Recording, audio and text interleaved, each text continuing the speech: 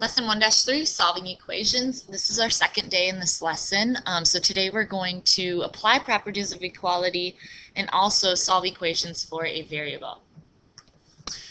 Example 1, the formula for the surface area S of a cone is S equals pi RL plus pi R squared, where L is the slant height of the cone and R is the radius of the base. Solve the formula for L. So let's start with the formula, the original one. S equals pi times R times L plus pi times R squared. Okay, now if I want to solve this formula for L, I need to get L by itself on one side of the equation and all of the other terms move to the other side. So that's what I'm going to work on here, is solving for L, getting L by itself.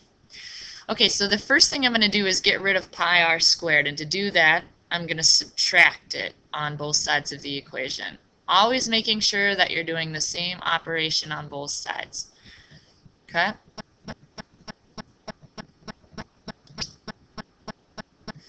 Okay, now after each step, make sure that you rewrite your equation. So on the left now, I have S, and I'm subtracting pi R squared.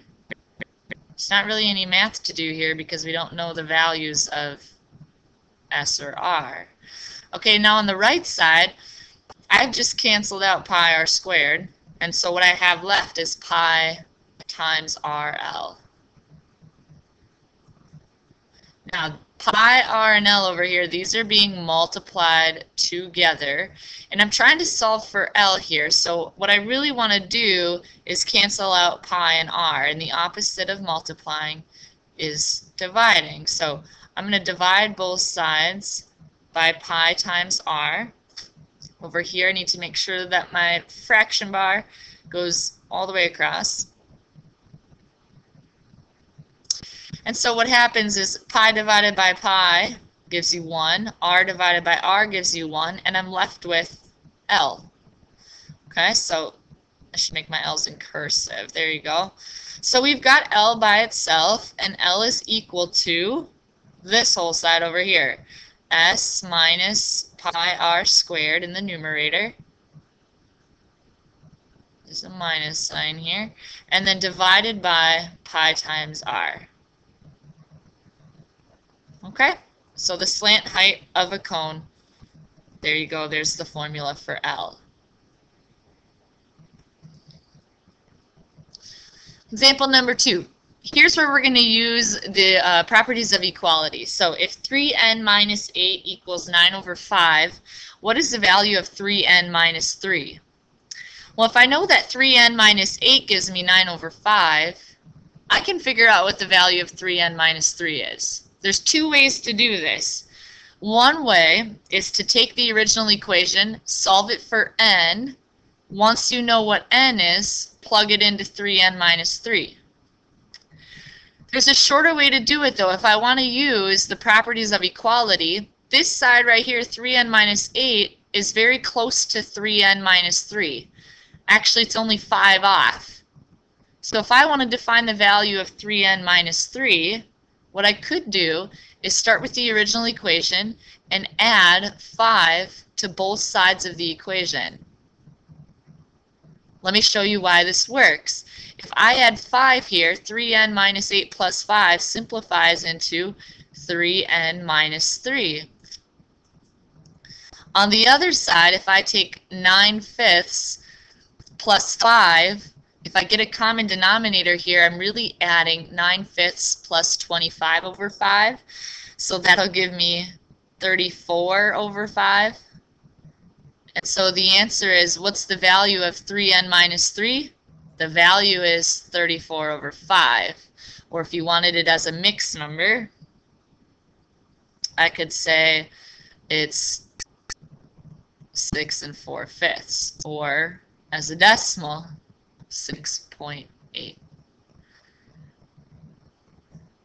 Okay, so to go through that again, you've got two options for this problem. If you want to figure out the value of 3n minus 3, You could solve the original equation for n and then plug n in. 3 times n minus 3 will give you the answer.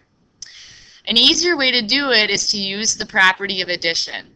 I can add the same number to both sides of the equation, and I'm not changing the value of the variable. So in this case, I noticed that 3n minus 8 was only 5 away from 3n minus 3.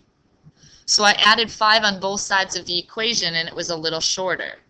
I got my answer right away. 3n minus 3 is equal to 34 over 5. And that's what we were trying to find. Okay, last problem here.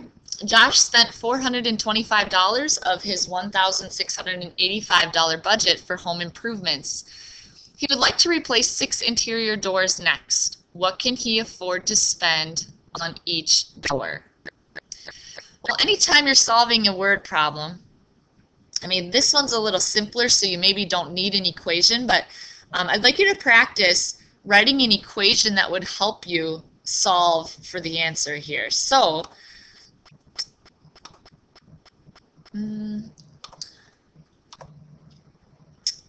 what I'm going to do is I'm going to use C to represent the cost of the door. Okay, C is going to represent the cost of the door, and I'm going to write an equation using C, and then I'll be able to solve my equation to get the answer. Okay, so if C is the cost of the door here, I need to buy 6 of them, 6 doors. So 6 times the cost of each door, right? We're spending that. We also have already spent $425.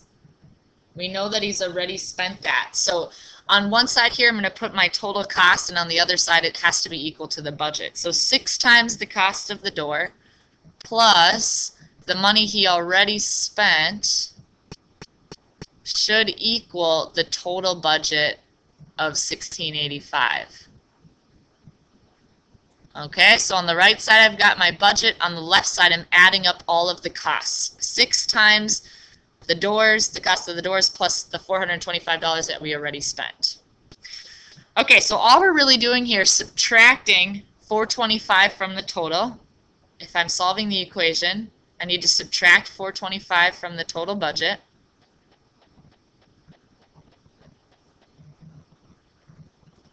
Okay, obviously that tells me how much he has left over for the doors. So rewriting my equation, I've got 6 doors, and now left over I've got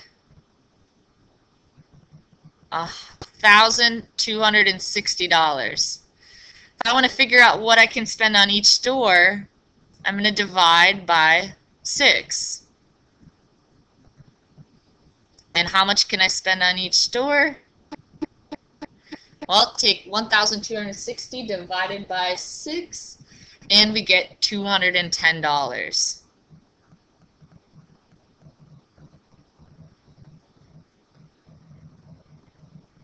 All right.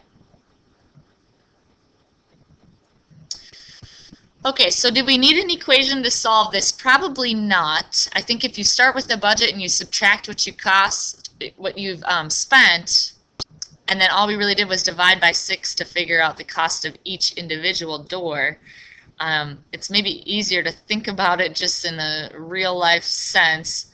However, we can also write an equation using the variable C to represent the cost of the door, like I did here.